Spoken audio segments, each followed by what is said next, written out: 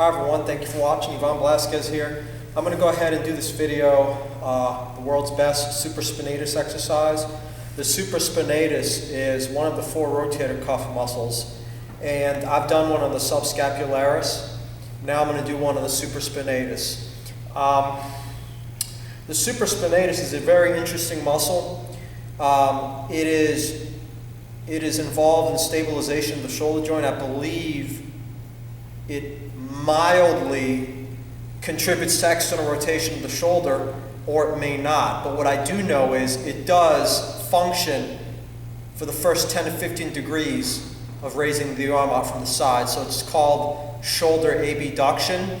The reason why I'm laying on this decline bench is because the supraspinatus is like a suction cup. It holds the shoulder in its socket through its ability to stabilize, okay? So when you do other movements, the supraspinatus has to do its job.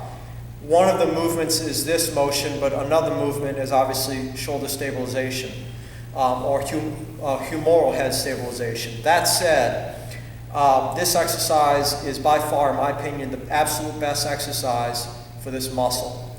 I've looked at the research. They're called full can or empty can in the scapular plane, which is roughly 45 degrees in this position. It's supposed to be the least stressful motion, scapular motion for the shoulder.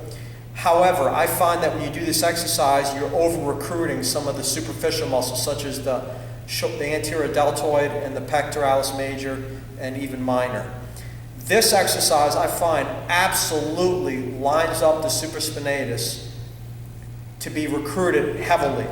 And the reason is due to the line of gravity, the line of pull of gravity.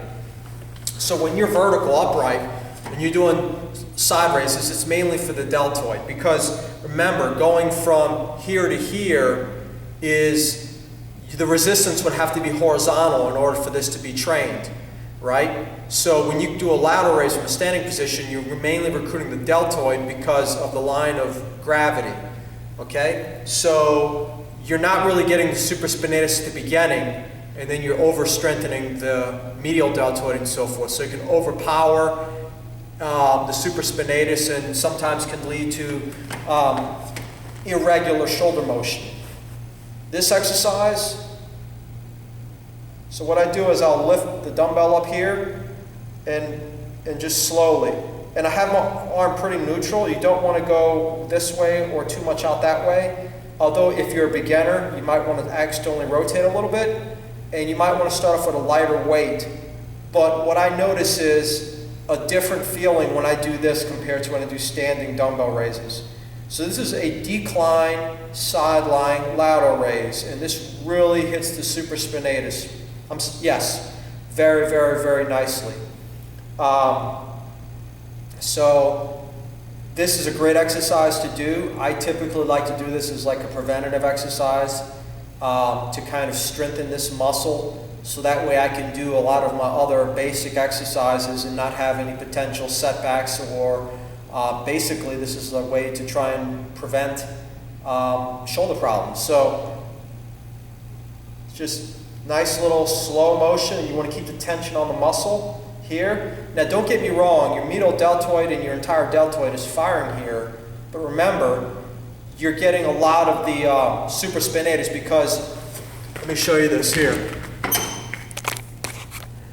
because the deltoid, the origin and insertion, or the attachment sites are here. Okay, so it's going to pull the shoulder arm out to the side. The supraspinatus is more this way. It doesn't hook around and insert here on the humerus. It inserts onto the humeral head, and its origin is, if I'm not mistaken, supraspinatus. It's probably going to be in the supraspinous fossa of the scapula. In other words, it's going to be in the shoulder blade, like a little landmark or depression in the shoulder blade.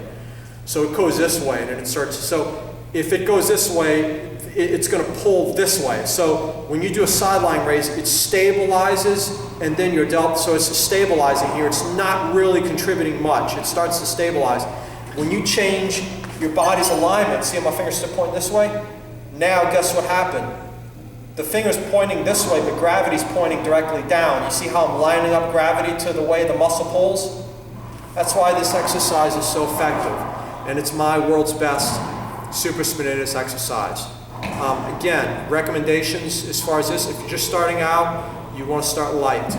Start with a dumbbell that you can lift at least 10 times, preferably 15, and start out maybe doing 2 sets, and then maybe a week or 2 you can increase that to 3 sets. But 3 sets of 15 with a nice weight should vary anywhere from 1 pound to as much as 8 pounds.